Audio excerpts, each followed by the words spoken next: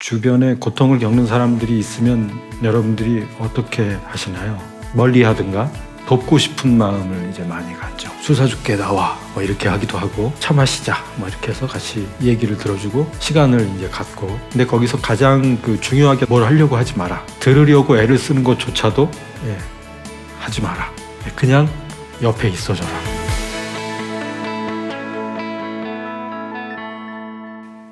아까 하신 얘기 중에 다른 사람의 고통에 마음을 연다 하는 이 얘기가 제일 저한테 딱 와 닿았습니다. 그래서 그거에 대해서 조금 간단하게 얘기를 좀 해볼까 합니다.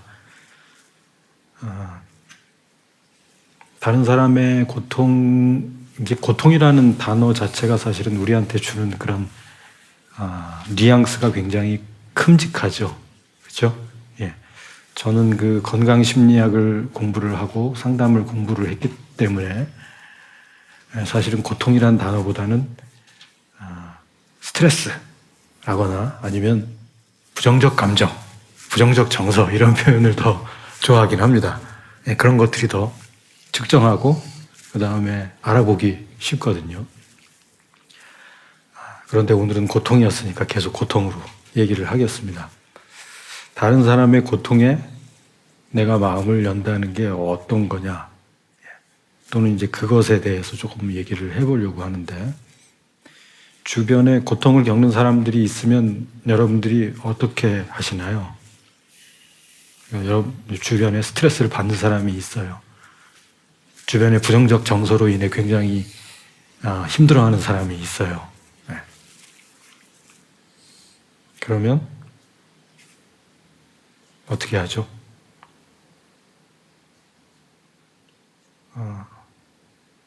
주변에 잘 안 간다. 일단 내가 괴로우니까. 저는 한때 좀 그랬습니다. 제가 괴로워서 너무. 그분들에게 공감을 못할 에너지나 여력이 없어서 도저히 갈 수가 없더라고요. 이 일이 다른 사람의 고통에 공감하고 이런 일을 했었더라서 그런지 몰라도 사람들을 만나는 그런 고통이 있는 사람들은 좀 멀리 하고 그랬던 적이 있습니다. 아마 여러분들도 그럴 것 같습니다. 그러니까 멀리 하든가 아니면 이제 돕고 싶은 마음을 이제 많이 갖죠. 그렇죠? 그래서 수사 줄게 나와 뭐 이렇게 하기도 하고, 그다음에 뭐 차 마시자 뭐 이렇게 해서 같이 얘기를 들어주고 시간을 이제 갖고 이제 이런 거를 하죠. 제가 전에 한 2015년 이제 상담을 하다가 좀 잠시 학위 논문을 쓰느라고 이제 시간을 갖다가 심리부검이라는 일을 했습니다. 심리부검이 뭐냐 하면, 혹시 들어보신 분 있으신가요?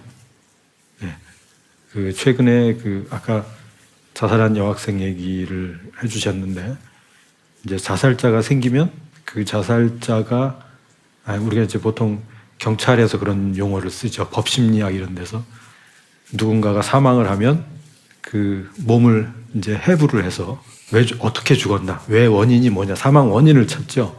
이제 그거를 부검이라고 얘기를 하죠. 누군가가 자살을 했다 혹은 자살을 했을 걸로 추정이 되면 이제 어떤 원인, 어떤 이유 또는 어떤 영향에 의해서 이 사람이 자살을 하게 됐는가를 밝혀내는 과정이 이제 심리부검입니다. 사이콜로지컬 어톱시 그래가지고 최근에 뭐 뜨는 직업은 될 수는 없죠. 되게 힘든 직업이니까. 여하튼 우리나라에 새로 이제 들어오기 시작해서 이제 사람들도 키워지고 그럽니다.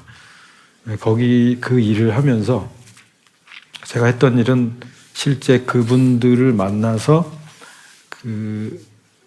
심리부검의 과정, 인터뷰를 하고 원인이 뭔지를 캐내는 그런 작업을 한 것은 아니고, 그건 이제 배우기만 하고, 제가 주로 맡은 업무는 그분들이 상담을 원하시면 이제 제가 달려가는 겁니다. 이제 저는 상담을 했던 사람이니까. 뭐 수십 명의 사람들의 이제 심리부검을 하게 되죠. 이제 보통 그때에 이제 그렇게 자살하신 분의 유가족이나 친구나 가족, 또 다른 가족 또는 뭐 주변에 있는 사람들, 하여튼 그 자살하신 분의 그런 주위에 있는 자살한 사람을 알고 있는 그 모든 사람을 자살 생존자라고 부릅니다. 용어가 생존자예요. 이게 의미가 좀 있죠. 그렇죠? 실제로 자살을 하신 분들은 주변에 있으면 따라서 자살을 하는 경우들이 많죠. 그런 용어들도 아마 들어보신 적이 있을 거예요. 유명한 사람이 자살을 하면. 제가 이제 만났던 분들은 수십 명의 그런 자살 유가족들, 친구들 이런 사람들 중에서 저 상담을 하고 싶습니다 해가지고 만났던 분이었죠. 사실 한 1년 그 일을 하면서 한 4-5분밖에 못 만났어요. 보통 상담을 요청을 하는 경우들이 많지는 않습니다. 그리고 일단 그 심리부검 과정에서 하고 싶은 얘기들을 다 하기 때문에 어느 정도 마음이 이렇게 좀 그 애도가 되고 이런 과정을 거치죠. 그런데 그 상담 자체는 일반적인 상담하고는 굉장히 다릅니다. 그래서 예를 들면 일반 상담에서는 내담자가 상담 선생님에게 선물을 주면 너무 감사해요 하고 선물을 주면 대개는 받지 못하도록 되어 있습니다. 내담자와의 개인적인 사적인 관계를 갖지 않도록 하는 방법 중에 일환인데 거기서는 막 선물도 줘요. 그래서 제가 전에 갔을 때는 안성에 사는 농부 부부셨는데 무하고 배추를 이렇게 싸주시더라고요. 저한테 한 번 만났었는데 그분은 이제 아드님이 자살을 한 경우였는데 그래서 한 번 만나고 그 다음에 제가 만났던 또 할머니도 계셨어요. 80이 넘으신 할머니였는데 80 넘으신 할아버지가 자살을 하셨어요. 그래가지고 그 할머니가 굉장히 힘들어 하시다가 저에게 상담을 한 6번 받으셨는데 뭐 목도리를 막 겨울에 요즘 같은 때였는데 뭐 이렇게 추워 보인다고. 저는 사실 차도 끌고 오고 별로 추울 일이 없는데 여튼 아주 특수한 그런 상담입니다. 그게. 근데 거기서 가장 그 중요하게 다뤄지는 것 중에 하나가 뭐냐면 뭔가를 상담자들이 하려고 하지 마라. 그분들의 고통, 자살 생존자들 같은 경우에는 가장 큰 고통은 사실은 죄책감입니다. 이게 가깝건 멀건 간에 상관없이 무조건 죄책감을 갖습니다. 내가 그때 그 전화를 받았어야 되는데 내가 그때 뭔가 따뜻한 한마디를 했었어야 되는데 못했다 하는. 그런데 그 사실은 그분의 책임은 아닌데 100% 주변에 있는 사람들은 그런 마음을 갖습니다. 여튼 그런 특별한 특성들 때문에라도 그렇고 이제 생존자들에 대한 상담을 할 때 가장 강력하게 추천되는 상담자의 자세 중에 하나는 뭘 하려고 하지 마라. 어쩌면 들으려고 애를 쓰는 것조차도 하지 마라. 그냥 옆에 있어줘라. 이게 그 강력한 상담 방법 중에 하나입니다. 사실 여러분들도 힘들어하는 친구들이나 가족이나 이런 사람들이 있으면 옆에서 그냥 있어준다는 것은 상식적으로 거의 힘든 일이죠. 그렇죠? 가까운 사람일수록 더 그렇습니다. 나의 아내나 나의 남편이나 또는 우리의 아이가 만약에 뭔가 고통을 겪고 있으면 여러분들 어떻습니까? 가만히 있어주나요? 그렇지 않죠. 그리고 내가 가만히 있으면 아마 주변에서 뭐라고 할까봐 굉장히 신경이 쓰일 수도 있습니다. 그런데도 불구하고 이 자살 유가족들에 대한 상담자들이 갖는 제가 이렇게 지금 그 자살 유가족이라고 하는 자살이라고 하는 사건을 이제 예를 든 것은 우리들이 겪을 수 있는 고통 중에서 가장 큰 고통, 가장 큰 스트레스가 아닐까 싶습니다. 그래서 저는 주변에서 이제 전에 대화에 대한 공부를 하고 그럴 때도 공감하려고 애쓰지 마라. 저도 그 유정원 선생님처럼 아까 그 얘기했던 그 박재현 선생님도 잘 알고 그래서 막 같이 얘기도 많이 하고 그랬었습니다만 공감을 처음엔 굉장히 열심히 하려고 애를 썼고 상담자로서도 그렇게 하려고 애를 많이 썼습니다. 그런데 지금은 공감하려고 애를 쓰지는 않고 단지 듣기만 열심히 듣습니다. 제가 할 수 있는 일이 그거밖에 없더라고요. 그것이 자살 유가족이든 아니면 힘들어하는 사람이든 그 사람이 하고 싶은 얘기를 마음 놓고 쏟아낼 수 있도록 내가 더 편안하게 해주고 그 다음에 더 물어봐주고, 제가 주로 하는 일들은 이제 계속 물어봐줍니다.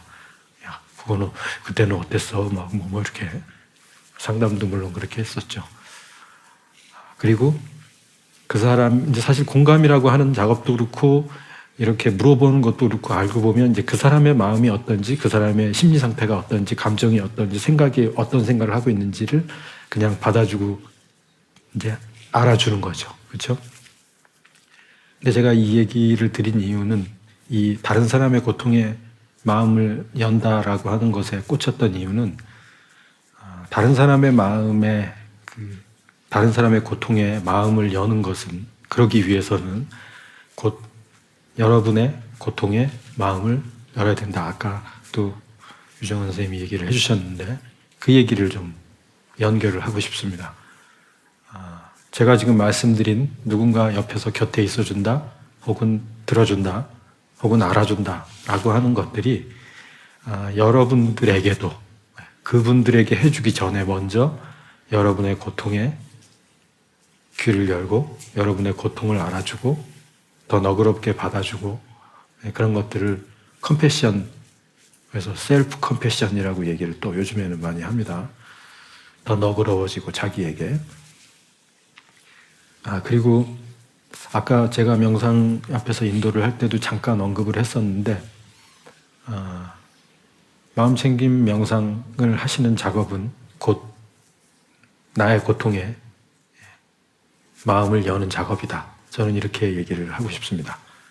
방금 전에 얘기했던 다른 사람의 고통에 귀를 기울이고 알아주고 하는 것들을 마음챙김 명상 하시는 동안에 그대로 하거든요.